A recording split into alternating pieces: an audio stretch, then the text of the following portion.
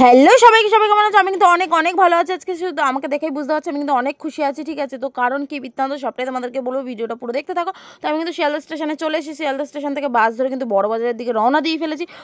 বড়বাজারে এসে কিন্তু আমি কিন্তু দেখো আমি কিন্তু কম্বলের দোকানে ঢুকে পড়েছি কম্বল দেখতে। হ্যাঁ, তো সবাই ভাববে কম্বল কিনতে এসে তার জন্য এতটা খুশি কিসের জন্য?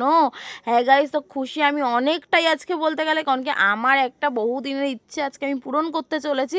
তো সেই কারণেই আমি কিন্তু অনেকটা খুশি আজকে। তো দেখতেই পাচ্ছ এই যে 30টা কম্বল কিনে নিয়েছি।